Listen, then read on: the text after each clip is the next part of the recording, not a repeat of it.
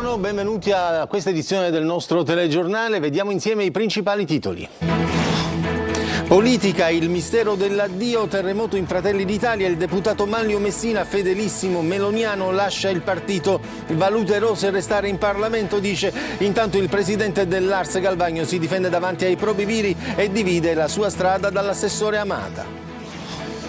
West Nile rimane ricoverato in terapia intensiva all'ospedale Cannizzaro di Catania l'uomo di 74 anni, originario di Caserta, l'infettivologo, virus quasi sempre benigno, grave l'1% dei casi. Esodo d'agosto, primo weekend del mese con temperature in risalita e traffico previsto con bollino rosso per oggi e nero per domani. Zona industriale di Catania, svolta storica, destinati 50 milioni di euro per il rilancio dell'area con priorità alla sicurezza e interventi sulle strade. I Finlay attesi all'anfiteatro di Zafferana Etnea, sul palco i successi di una carriera lunga 20 anni con tutta l'energia del loro punk rock. Calcio, attesa per l'amichevole di lusso tra Palermo e Manchester City, si lavora per Klinsmann dal Cesena. In Serie C il Catania intensifica gli allenamenti a Norcia prima del rientro in sede, esordio in campionato il 24 agosto al Massimino contro il Foggia.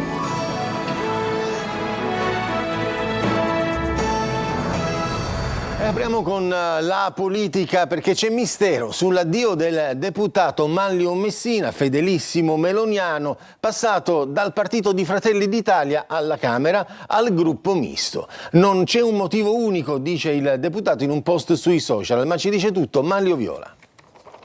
Il mistero dell'addio di Manlio Messina. È piovuta come un fulmine a ciel sereno, o forse non proprio a ciel sereno, la decisione dell'ex assessore al turismo della regione siciliana, nonché ex vice capogruppo di Fratelli d'Italia alla Camera, di lasciare il partito e andare al gruppo misto.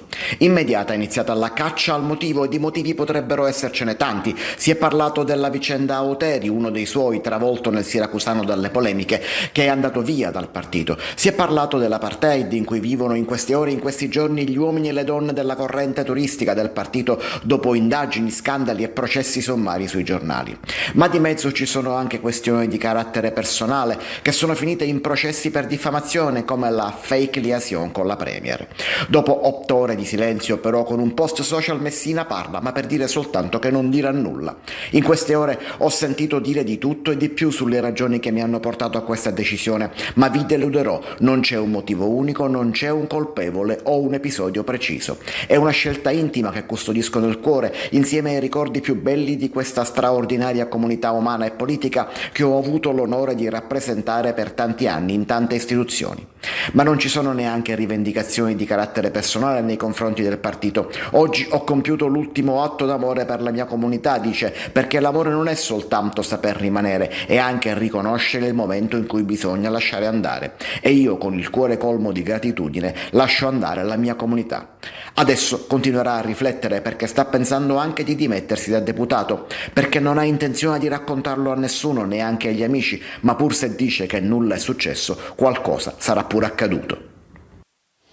Inchiesta all'Ars, sarebbero divise le strade tra il presidente dell'Ars, appunto Galvagno, e l'assessore regionale Amata, che scelgono linee difensive diverse davanti ai probiviri del partito. Ancora Manlio Viola. Si dividono le strade di Gaetano Galvagno e di Elvira Amata, i due esponenti di Fratelli d'Italia in Sicilia, indagati in 2 filoni diversi della medesima inchiesta sulla presunta corruzione fra Ars e Regione, scelgono linee diverse davanti ai probiviri del partito.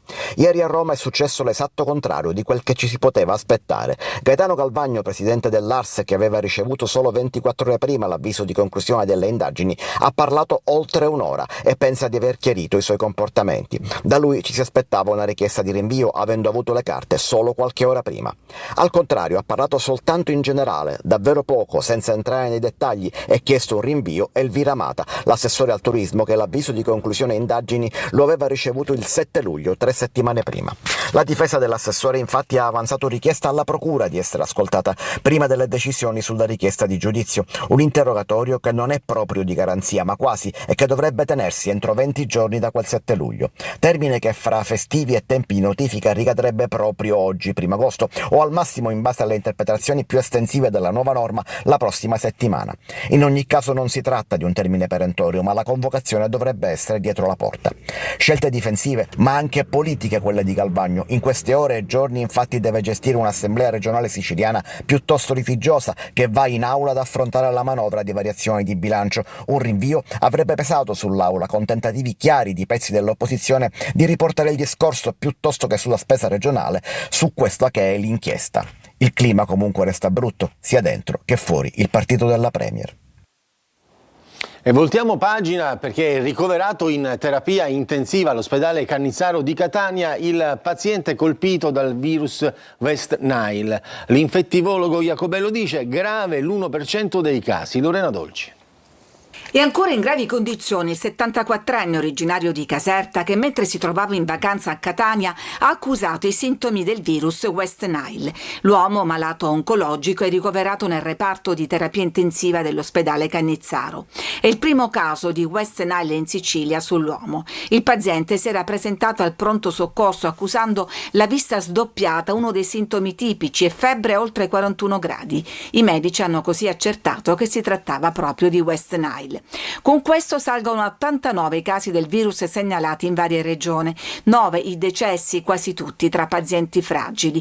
Numeri, assicurano gli esperti, al momento sotto controllo. Insomma, non si può certo parlare di epidemia, anche perché l'infezione non si trasmette da persona a persona, ma solo attraverso le punture delle zanzare. La malattia si manifesta con una sintomatologia nella maggior parte delle volte benigna, simile influenzale, con manifestazioni artragiche e a volte anche rasci cutanei. Nei casi più gravi, che attengono per la verità a soggetti immunocompromessi con patologie oncologiche, oncoematologiche o sottoposti a terapie immunosoppressive, la malattia può diventare particolarmente severa, con un coinvolgimento principale del sistema nervoso centrale. Ciò avviene soltanto nell'1% dei casi. Ad oggi non sono disponibili vaccini o terapie preventive, per questo l'importante è proteggersi con zanzariere repellenti, evitando di stare vicino a zone infestate. A Catania la polizia ha arrestato un 49enne per detenzione di droga nel quartiere Barriera. All'arrivo degli agenti l'uomo ha ammesso di tenere cocaina in casa, ma per conto di altre persone. In camera da letto, tra il divano e un armadio, trovati e sequestrati 23 panetti di cocaina per un totale di oltre 24 kg. I contenitori avevano un logo raffigurante un'anatra. E un turista tedesco è stato picchiato la notte scorsa alla Vucceria di Palermo da 3 giovani che gli hanno rubato il borsello. I carabinieri sono riusciti a identificare 2 dei 3 aggressori che sarebbero responsabili di altre aggressioni. E adesso ci spostiamo ad Agrigento, dove c'è stata una maxi operazione antimafia, 14 arresti, trovati Kalashnikov, droga e 40.000 euro in contanti. Si tratta del seguito della maxi inchiesta sull'asse Villa Seta, Porto Empedocle. Davide Sardo. Un duro colpo alle famiglie mafiose di Agrigento. I carabinieri hanno eseguito 14 ordinanze di custodia cautelare in carcere su richiesta della Procura distrettuale antimafia di Palermo. 13 dei destinatari erano già detenuti, arrestati nel blitz lo scorso 10 luglio. Le misure rientrano nella maxi inchiesta sulle cosche di Villa Seta e Porto Empedocle, già sfociate in 3 operazioni tra dicembre e luglio. Droga, metodo mafioso, attentati incendiari e intimidazioni a colpi d'arma da fuoco. Nel mirino case, un panificio e una frutteria. Ai vertici dei 2 clan, secondo gli inquirenti, gli empedoclini James Burgio e Salvatore Prestia e gli agrigentini Pietro Capraro e Gaetano Licata. A loro è contestata anche l'aggravante di essere promotori e capi dell'organizzazione. Durante le perquisizioni sono stati sequestrati un Kalashnikov con 2 caricatori, 16 panetti di hashish, un giubbotto antiproiettile, 2 caschi e oltre 40.000 euro in contanti ritenuti ingiustificati. Secondo gli investigatori, la rete era ben strutturata e operava con logiche mafiose. Un'operazione che segna un ulteriore passo avanti nella lotta alla criminalità organizzata nel cuore della provincia di Agrigento. Esodo d'agosto, primo weekend del mese con temperature in risalita e traffico intenso, previsto bollino rosso per oggi pomeriggio e nero per domani. Francesco Triolo. L'esodo estivo entra nel vivo. Il primo weekend di agosto è da sempre considerato quello più difficile dal punto di vista della mobilità. Saranno 13.155.000, secondo l'osservatorio di ANAS, i mezzi in movimento sulle autostrade italiane. Quelle siciliane non fanno eccezione. Previsto il bollino nero per il sabato, con le difficoltà maggiori che si attendono in prossimità delle località di villeggiatura al mare, e poi la domenica sera bollino rosso per i rientri nelle città. Sia sulle autostrade gestite da ANAS che da quelle di Autostrade Siciliane saranno chiusi o sospesi tutti i cantieri non indispensabili. L'intensificazione della circolazione in Sicilia potrà riguardare i principali tratti della A18 Messina-Catania, le autostrade A19 Palermo-Catania e la A29 Palermo-Mazzara del Vallo. Previsto il divieto di transito dei veicoli pesanti dalle 16 di venerdì sino alle 22 di domenica. Predisposto un aumento del dispositivo di sicurezza della polizia stradale sulle principali arterie, soprattutto per l'utilizzo delle cinture di sicurezza, il rispetto dei limiti di velocità ed i controlli legati alla guida sotto l'effetto di alcol o droga. Sarà anche un inizio di agosto sotto il segno del sole e del caldo, che torna a fare capolino nell'isola. Le temperature sono in risalita, ma non si dovrebbe arrivare ai picchi registrati a metà luglio. Solo nelle aree interne orientali si potrebbero toccare punte fino a 36-37 gradi. Caso Almaviva, scattano oggi i licenziamenti per i 387 dipendenti del call center. I sindacati chiedono alla Regione di attivare al più presto i numeri di emergenza dove potrebbero essere reimpiegati i lavoratori. Lorena Dolci. Le prime lettere sono già partite. Scattano oggi i licenziamenti per i 387 lavoratori del call center Almaviva che si erano occupati del servizio emergenza Covid durante la pandemia. 275 a Palermo e 112 a Catania. È finita nel peggiore dei modi. Rottura della trattativa e mancata proroga della cassa integrazione. La trattativa a livello nazionale si è rotta perché l'azienda, a fronte di una proroga di cassa integrazione per 3 mesi e mezzo, chiedeva una firma da parte delle organizzazioni sindacali sul licenziamento immediato di tutti i lavoratori. La rottura ha come primo effetto l'uscita di scena del governo nazionale dall'avvertenza, che adesso ricade sulle spalle della regione, a cui da anni i sindacati propongono soluzioni senza vedere fatti concreti. Noi dalla Regione Siciliana ci aspettiamo che venga creato immediatamente il bacino di crisi che possa mettere in sicurezza i lavoratori licenziati da Almaviva Contact. Questo bacino di crisi sarebbe funzionale a far assumere poi queste persone e ricollocarle nei progetti che sono stati messi in campo dalla Regione Siciliana, che dovrebbero arrivare a compimento nei prossimi mesi, che sono quello del 116-117, il numero unico per le cure mediche non urgenti, e nel progetto di digitalizzazione della pubblica amministrazione. Una strada tutta in salita. A meno di colpi di scena, da oggi i lavoratori licenziati potranno contare soltanto sulla NASPI di 2 anni come ammortizzatore sociale. L'incubo è diventato realtà. Catania, 50 milioni di euro per il rilancio della zona industriale, priorità alla sicurezza e interventi sulle strade. L'assessore regionale alle attività produttive Tamaio dice è un evento storico. Tonino De Mana.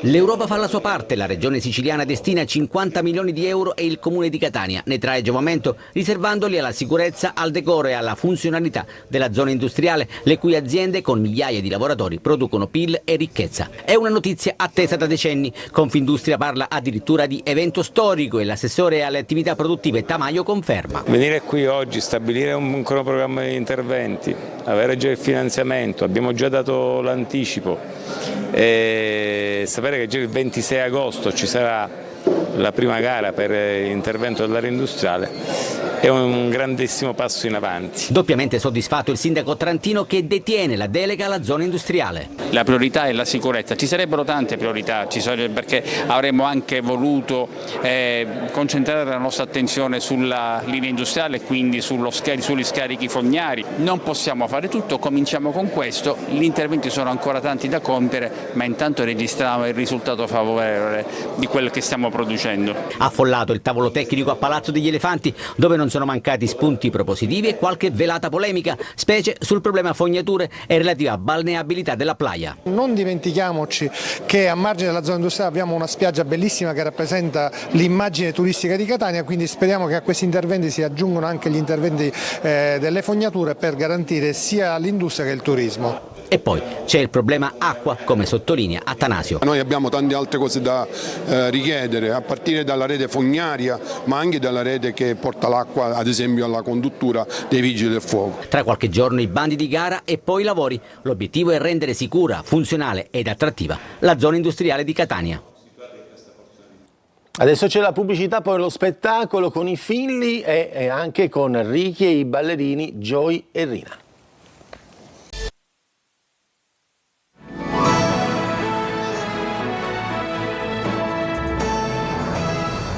Musica, a Catania arriva Ricky, già vincitore di Amici, e adesso in radio con il tormentone in coppia con Lorella Cuccarini. Il cantante irrompe nella coreografia del duo catanese Joy e Rina. Eva Spampinato.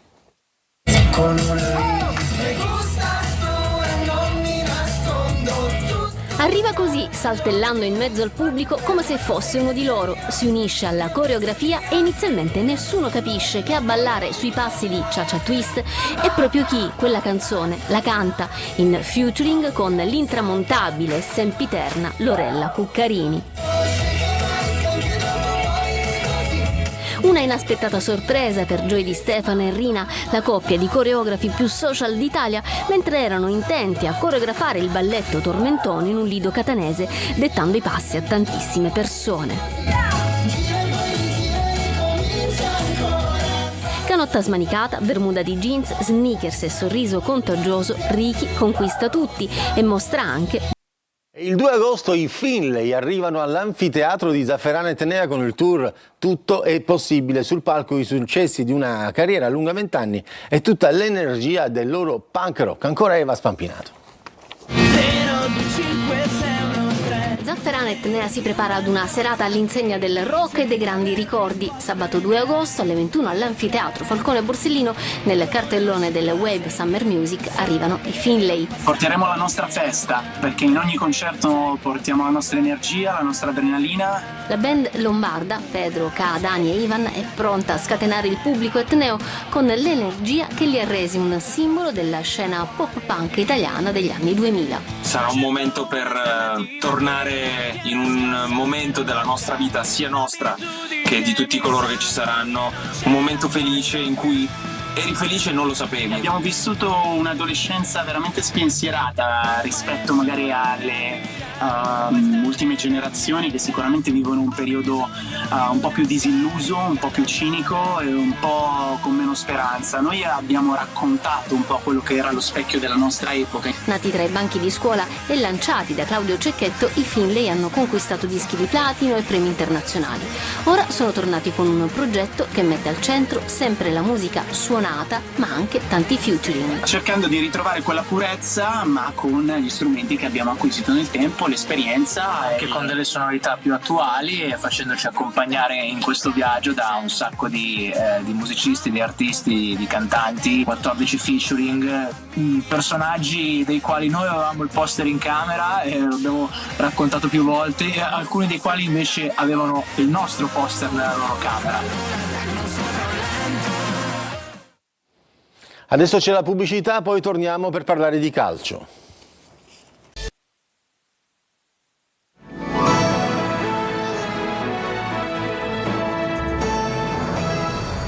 Parliamo di calcio, il Palermo si gode qualche giorno di vacanza in attesa della ripartenza fissata per lunedì sul mercato rosanero al lavoro per Klinsmann del Cesena. Marco Gullà. Terminato il ritiro, il Palermo si gode qualche giorno di vacanza in attesa di riaccendere i motori in vista di impegni più importanti e quelli ufficiali. La roadmap rosanero prevede la ripartenza lunedì da Torretta, un amichevole giorno 6 contro la seconda formazione di Palermo, ovvero l'Athletic Club, che giocherà in Serie D, poi giorno 9 la sfida al Barbera contro il Manchester City e giorno 16 l'esordio in Coppa Italia contro la Cremonese fuori casa. 16 giorni in cui il Palermo di Inzaghi dovrà ulteriormente crescere per iniziare nel migliore dei modi il campionato.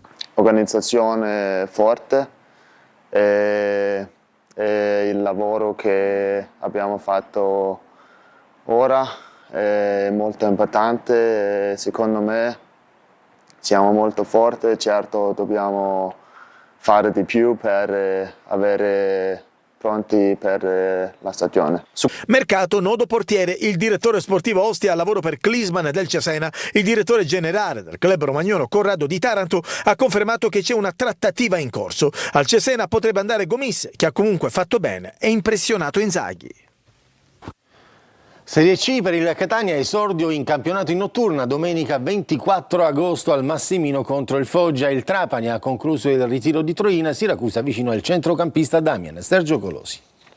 Ultimi giorni di ritiro a Norcia per il Catania, diviso tra preparazione e mercato, definiti date e orari delle prime 7 giornate di campionato. Esordio il 24 agosto alle 21 al Massimino contro il Foggia, sabato 30 alle 18 trasferta a Cava dei Tirreni, di sabato anche il turno successivo, il 6 settembre alle 20:30 al Massimino contro il Monopoli. Cosenza Catania alla quarta giornata si disputerà domenica 14 alle 15, 3 gare in 9 giorni tra la quinta e la settima d'andata. Sabato 20 alle 17:30 al Massimino con il Sorrento, derby a Trapani alle 20:30 nel turno infrasettimanale di mercoledì 24 e domenica 28 settembre alle 17:30 trasferta a Cerignola. Sul mercato attesi rinforzi a centrocampo con Andrea Vallocchia obiettivo numero 1, anche se la Ternana gioca a rialzo, e in attacco per una prima punta di spessore che raccolga l'eredità di Inglese. Prossime mosse: completare il tesseramento e ufficializzare Martic e Corbari e la rescissione con Peralta vicino al Foggia con il Crotone alla finestra. Prime 2 partite di campionato in notturna alle 21 per il Trapani, sabato 24 agosto a Casarano, domenica 31 al Provinciale contro il Latina. Per la difesa piace l'ex Mattia Caldara, weekend di riposo per i Granata rientrati dal ritiro di Troina. Sarà un agosto ricco di novità per il Siracusa, chiamato a strutturarsi per una salvezza tranquilla. Contratto biennale per l'ex Messina Filippo Damian. Da lunedì allenamenti a Canicattini. Esordio in C lunedì 25 agosto in notturna a Salerno. E sono 6.000 gli abbonati del Catania che hanno esercitato il diritto di prelazione, il dato definitivo della prima fase della campagna abbonamenti per la stagione 2025-2026, chiusasi il 30 luglio. La percentuale di rinnovi si attesta quindi intorno al 50% rispetto ai quasi 13.000 abbonati dello scorso campionato. Questa mattina è scattata la seconda fase che durerà sino al 4 agosto, nella quale gli abbonati alla stagione 2024-25 potranno cambiare il proprio posto. Dal 5 agosto invece scatterà la vendita libera. Era l'ultima notizia di questa edizione, grazie per averci seguito, buon proseguimento di giornata.